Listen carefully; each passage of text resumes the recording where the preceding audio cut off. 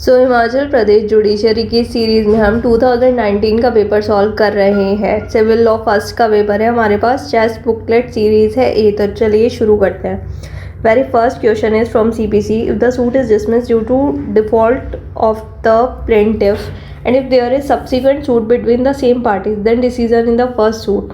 तो अगर प्लेंटिफ के डिफॉल्ट की वजह से आपको पता है कोई भी सूट डिसमिस हो जाए तो उस पर रेस्ट जुडिकाटा अप्लाई नहीं होता, दूसरा सूट फाइल किया जा सकता है। तो अमाउंट टू रेस्ट जुडिकाटा नहीं, B amount to res sub judice नहीं, C does not amount to res judicata. Option C is correct. तो फर्स्ट का option C is correct, amount to stay of subsequent suit नहीं। Second question is which of the following order deals with suit against indigent person. ये direct order based question है, तो इसमें order 33 deal करता है indigent person से। Option B is correct. Question number 3 is the CPC defines decree. आप सबको बताया डिक्री की डेफिनेशन दी हुई है सेक्शन 2 के क्लॉज 2 में, तो थर्ड का ये option is correct. Fourth one, as per order 39 of CPC the court is required to dispose the application for injunction between for injunction within. तो इंजंक्शन की डेफिनेशन आप सबको पता है 30 दिन के अंदर अंदर डिस्पोज कर देनी चाहिए कोर्ट को, तो option B is correct. Fifth में, provision relating to the counter claim is prescribed under. तो काउंटर क्लेम दिया हुआ है ऑर्डर 8 रूल 6A में, तो option D is correct. Fifth six one is, इसमें से हमें करेक्ट प्रपोजिशन बताना है, करेक्ट स्टेटमेंट बताना है। तो first one is no suit shall lie challenging the validity of a decree pass in a formal suit between the same parties litigating under the same title on any ground based on an objection as to the place of suing. It is correct. वो place of suing पे अगर आपको objection raise करना है तो earliest possible opportunity पे हो जाना चाहिए। Second one is formal suit means a suit in which has been decided prior to the decision in the suit in which the validity of decree is questioned. It is also true. Third one is date of institution is material factor in deciding formal suit नहीं। Formal suit वो suit होता है जो पहले decide हो गया हो, भले ही इंस्टीट्यूट बाद में हुआ हो। तो first and second is are correct, third is incorrect. तो करेक्ट ऑप्शन देखते हैं। तो सिक्स का option A is correct, first and second correct, third is incorrect. Seven question is choose the true statement about proposition. तो यहाँ पे हमें correct preposition को सेलेक्ट करना है, तो चलिए देखते हैं। First one is all objections with respect to the place of suing must be taken in the court of first instance at the earliest possible opportunity and in all cases where issues are settled at before settlement of issues. True. Objections with respect to the place of suing cannot be allowed after settlement of issues. ऐसा नहीं है, consequent failure of justice हो रहा हो तो settlement of issues के बाद भी objection allow हो सकते हैं। 7 का C, objection as to the competence of court with reference to the pecuniary limits of its jurisdiction may be allowed even after the settlement of issues if there has been a consequent failure of justice. तो ये है correct. तो first is correct, second is incorrect, third is correct. तो इसका correct option है C, first and third are correct, second is incorrect. Question number 8, choose the true proposition. First, where on a fixed date is found that someone has not been served upon the defendant in consequence of the failure of plaintiff to pay the court fee, the court may dismiss the suit. बिल्कुल सही बात है। Second, where neither party appears when the suit is called for hearing the court may make an order that the suit is dismissed. It is also correct. Where a suit is dismissed under any of the above cases the plaintiff will be barred to bring a fresh suit. नहीं, fresh suit लाया जा सकता है। तो first and second is correct, third is incorrect. तो इसका option is correct, first and second correct, third is incorrect. 9th question is, इसमें भी हमें ट्रू स्टेटमेंट देखना है। First one is a suit in which the right of property और the office is contested is a suit of civil nature. It is correct.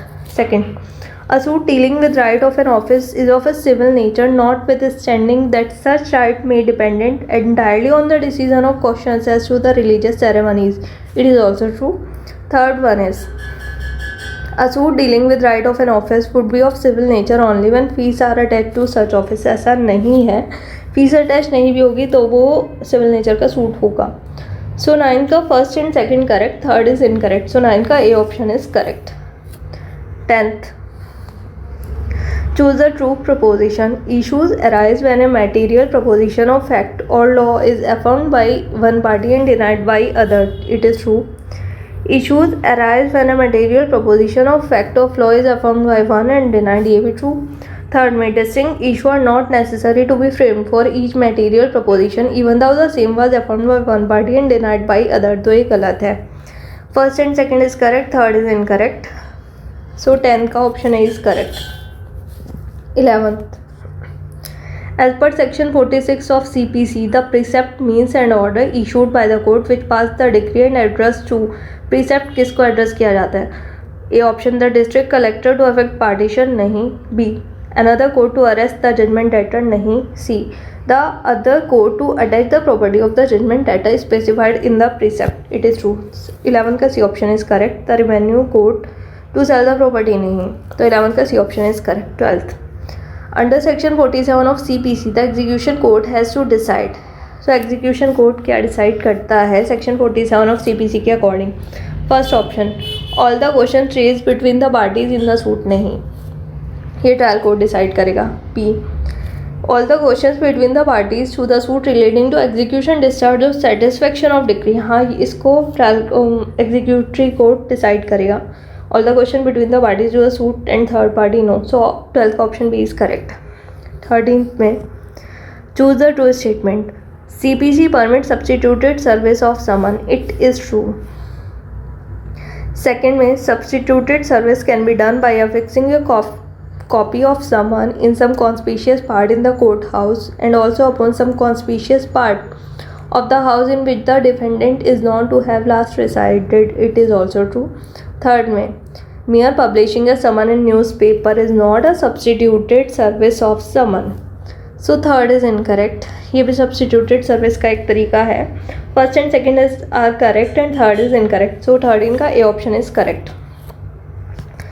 14th में for the purpose of filing suit against government, a mandatory notice of not less than dash is required. Section 80 में government के against suit file करने से पहले एक notice देना होता है, तो कितने दिन का होगा? सो 14 का सबको पता है. C option is correct. 2 महीने का नोटिस है जो गवर्नमेंट को देना ही देना होगा सूट इंस्टीट्यूट करने से पहले.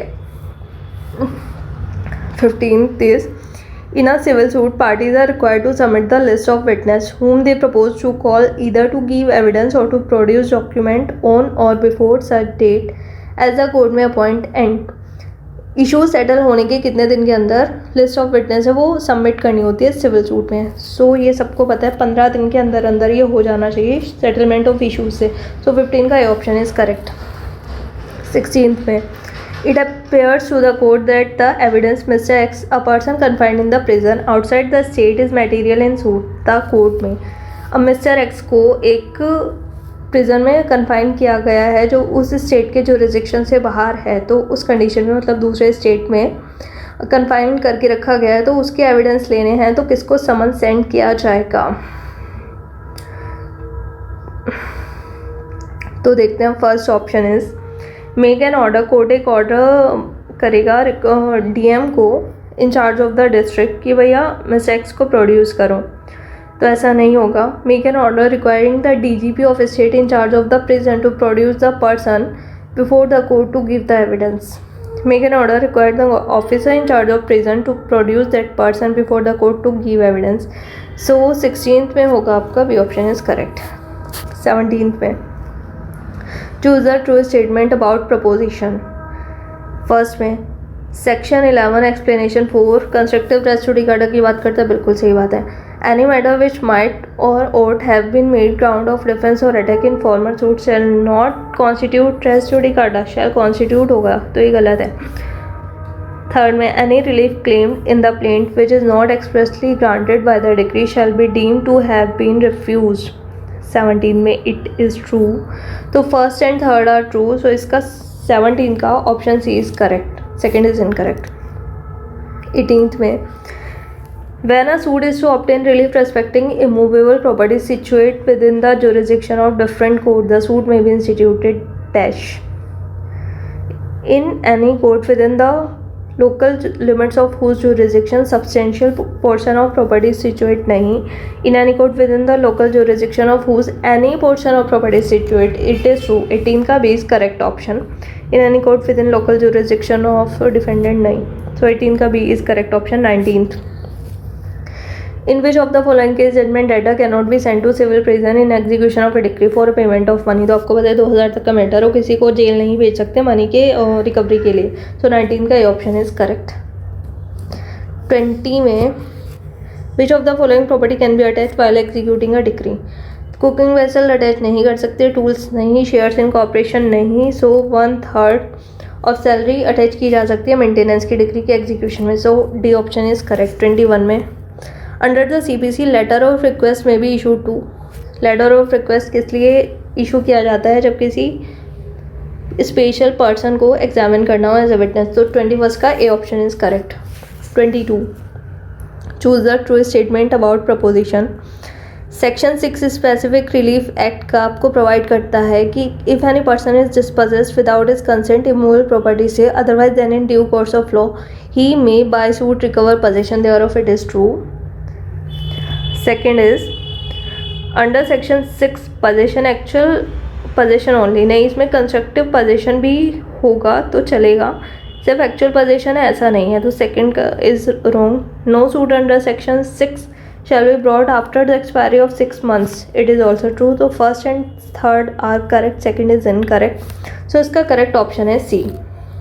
23 question is an order under section 6 of SRA. तो आपको पता है ना उसकी अपील हो सकती है ना रिव्यू. तो 23 का C option is correct. 24 in which of the following case specific performance of contract is not permitted.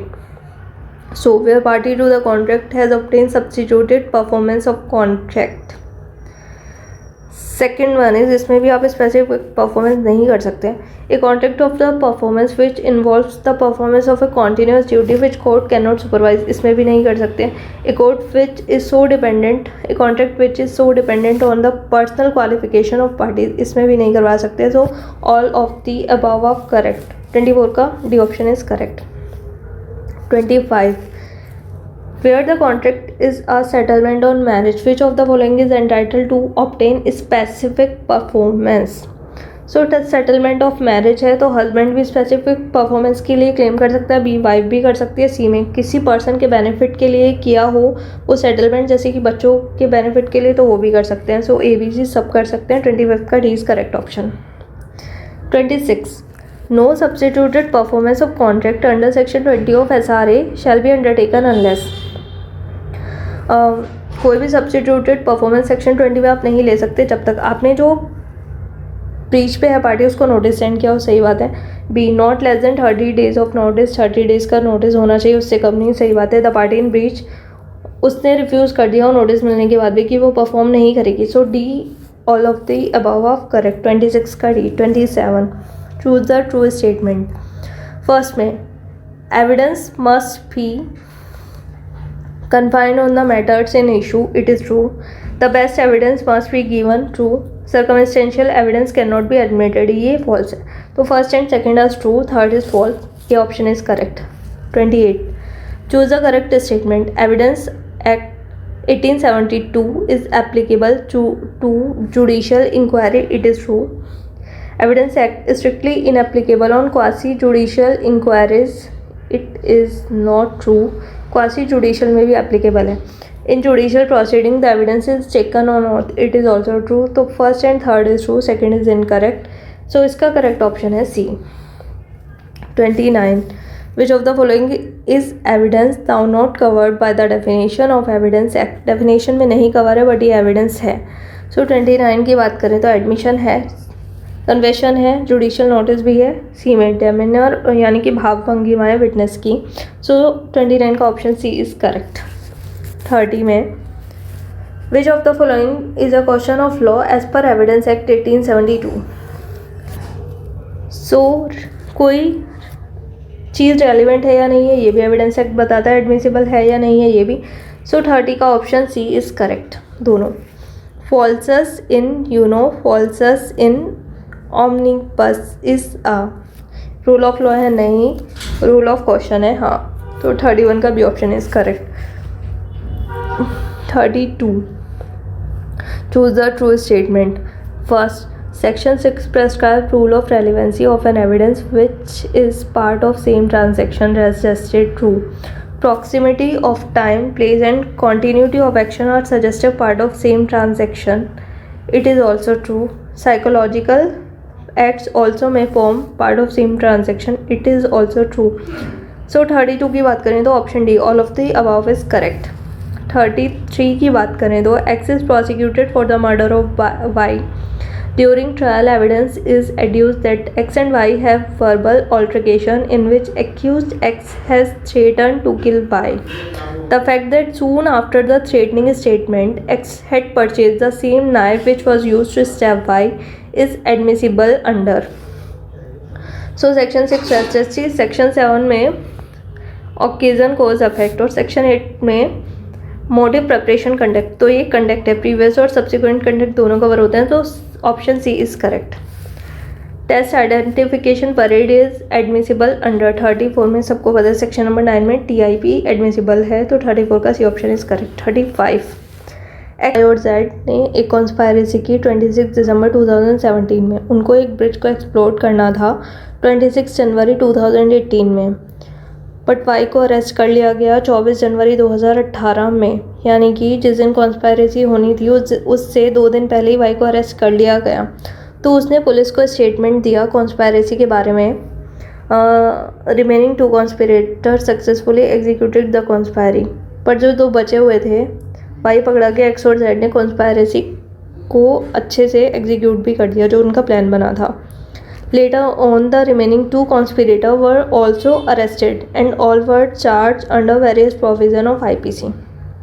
तो हमें ये देखना है ड्यूरिंग ट्रायल प्रोसिक्यूशन ने एस्टैब्लिश किया द फैक्ट कि कॉन्स्पायरेसी थी एक्स वाई और जेड के बीच में. In reference to this as per section 10 evidence act कौन सा इनमें से रेलिवेंट है. फर्स्ट में A letter return by X ने वाई को लेटर लिखा 20 दिसंबर 2017 को inquiring the possibility of meeting कि क्या उनकी मीटिंग हो सकती है. B confession made of Y to police officer on January 24 2018. Y ने 24 जनवरी 2018 को पुलिस को कन्फेस किया. थर्ड में confession made of Z to police officer 30 January 2018. Fourth में वाई ने 16 दिसंबर 2018 को सप्लायर ऑफ एक्सप्लोजिव को ईमेल सेंड किया. तो मतलब कॉन्स्पायरेसी से रिलेटेड. कॉन्स्पायरेसी कब होनी थी? 26 2018 में एग्जीक्यूट होनी थी. उससे पहले उसने जो ईमेल सेंड किया है ये सेक्शन 10 में रेलिवेंट होगा कि इन तीनों के बीच में कॉन्स्पायरेसी थी एस्टैब्लिश करने के लिए. तो 35 का option D is correct. 36.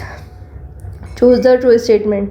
Section 11 of evidence act provides residuary clause to relevancy of facts. It is true. Section 11 is based on general theory of relevancy. It is also true. Section 11 is independent one and not controlled by other provision of Evidence Act. ऐसा नहीं है. So first is true, second is true, third is not true. So option A is correct. 37. X is tried for committing murder of Y by intentionally shooting him at him. With reference to his intention, prosecution adduced the fact that X had attempted to shoot by earlier occasion. तो कौन से section में relevant है कि पहले भी ये काम अटेम्प्ट कर चुके हो. तो मतलब उसकी इंटेंशन थी शूट करने की. और इंटेंशन किस में रेलिवेंट है आप सबको पता है, सेक्शन 14 में. 37 का option C is correct. Number 38. Judicial confession is substantive piece of evidence. सही बात है. एक्स्ट्रा जुडिशियल कन्फेशन को वीक पीस ऑफ एविडेंस माना जाता है तो इसलिए सब्सटेंटिव कंसिडर नहीं होता. बट सब्सटेंटिव कभी कंसिडर ही नहीं होगा ऐसा नहीं है. तो ये भी सही बात इतनी नहीं है. Third one is confession of co-accused is admissible against other as well. हाँ, अगर जॉइंटली ट्राई कर रहे हैं तो कन्फेशन ऑफ को-एक्यूज और एक्यूज के अगेंस्ट एडमिसिबल होगा. तो ये भी सही है. तो first and third is correct. Second is थोड़ा सा डाउटफुल. तो इसका करेक्ट ऑप्शन होना चाहिए 38 का. C option is correct. 39. In which of the following judgment the court ruled that section 27 is exception to section 25 and 26. तो ये बहुत फेमस केस है 39 का. Option A Inayatullah versus state of Maharashtra is correct option. 40 में when a photograph is an original is prepared without being compared the photograph is original का photograph secondary evidence होगा, compare करो ना करो। 40 का B is correct option secondary evidence. 41 in which of the following case secondary evidence may be given of the existence of condition or contents of a document. Original is shown or appears to be in possession or power of the person against whom the document is sought to be proved. हाँ तब दिया जा सकता है। When the original is shown or appears to be in possession or power of the person out of reach of the court, it is also true. C. Original is shown or appears to be in possession or power of the person not subject to the process of court, it is also true. तो 41 का D option is correct.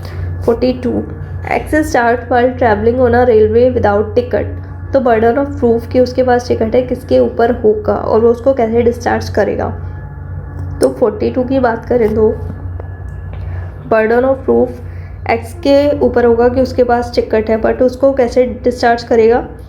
Beyond reasonable doubt नहीं, x के ऊपर होगा और वो उसको discharge करेगा प्रीपोंड्रेंस ऑफ प्रोबेबिलिटी के बेस पे। 43 तो 42 का भी option is correct. Next question is question number 43 plea of alibi can be establish under. ये सेक्शन 11 में एस्टैब्लिश होती है बट ऑप्शन में सेक्शन 11 नहीं है। तो सेक्शन 9 में आइडेंटिफिकेशन पर 12 में नहीं, 103 में। हाँ पर्टिकुलर फैक्ट किसी पर्सन की नॉलेज में है तो वो पर्सन उस फैक्ट को एस्टैब्लिश कर सकता है। तो plea of alibi 103 option C is correct. 44 a judgment given by a competent court can create. Competent court का जजमेंट क्या क्रिएट करेगा। 44 में एस्टॉपल बाय रिकॉर्ड, क्योंकि कोर्ट का जजमेंट रिकॉर्ड होगा ना। 44 का ये option is correct. 45 which of the following provision of evidence act deals with leading question. तो आप सबको पता है लीडिंग क्वेश्चन का कंसेप्ट दिया हुआ है सेक्शन 141। 45 का ऑप्शन भी is correct. 46 choose the true statement under Indian stamp act. Expression convenience include convenience on sale, it is true. Conveyance does not include an instrument by which movable property is transferred। नहीं, ये गलत है। Through conveyance property transferred is inter by was, it is true। So इसका first is true, third is true, यानी कि option C is correct. 47 में which of the following provision was inserted by Indian stamp Himachal Pradesh amendment act 1952 to prescribe provision for stamp duty on counterparts when duty is not paid on original instrument। तो 47 का option B यानी कि section 6 is correct. 48 under Indian stamp act 1899 all instrument chargeable with duty and execution by any person in India shall be stamped. बंदा India में है तो चाहे तो एग्जीक्यूशन के टाइम पे स्टैम्प करे या उससे पहले, तो ऑप्शन सी इज करेक्ट। 48 का सी। 49 क्वेश्चन की बात करें तो इसमें हिमाचल प्रदेश कोर्ट एक्ट में हाई कोर्ट स्टेट गवर्नमेंट की कंसल्टेशन से कोर्ट की सीट फिक्स करेगा नहीं, स्टेट गवर्नमेंट का कंसल्टेशन नहीं लेगा। The place of fix must always be within the local limits of jurisdiction of the court through a court under Himachal Pradesh court act में be held at any place within the local limits to. So second and third is correct and first is incorrect. 49 का C option is correct. 50 as per Himachal Pradesh code act the local limits of the jurisdiction of civil जज shall be decided by. ये आप सबको पता है high court decide करेगा, तो 50 का ये ऑप्शन इज करेक्ट। सो हमारा हिमाचल प्रदेश 2019 का सिविल लॉ फर्स्ट का पेपर हो चुका है। हम मिलते हैं आपको नेक्स्ट वीडियो लेक्चर में सेकेंड क्वेश्चन पेपर के साथ। तब तक के लिए thank you so much, take care, bye, stay tuned to law with flow.